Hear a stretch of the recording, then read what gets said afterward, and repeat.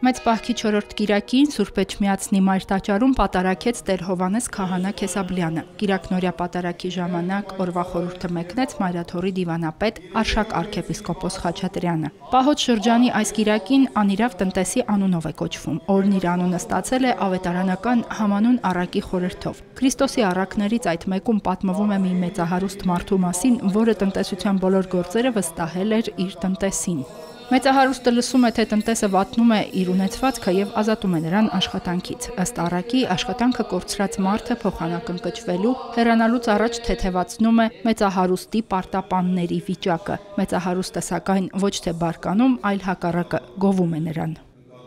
Այս կիրակին հիշեցնում է, որ պետք է հեռու մնալ ագահությունից, հուսահատությունից, չմոռանանք, որ երկրային կյանքը, ունեցվածքը, պաշտոնն ու հարստությունը ժամանակավոր են, հոգևոր հաշվետվության պետք է պատրաստ լինեն բոլորը։ Այս առակով Քրիստոս պատգամում է հոգևոր կյանքում էլ ջանք ու եռանդ գործադրել, ապահովելու համար հոգու փրկությունը։ Արշակ Սրբազանն իր քարոզում խոսեց լավատեսության եւ հույսի մասին, նույնիսկ ամենաբարդ ու անելանելի թվացող իրավիճակներում։ Մեծ պահքի հաջորդ կիրակին կոչվում է Դատավորի կիրակի։ Հերմինե Հակոբյան, Հարություն Տոլանյան, Եկեղեցական կյանք։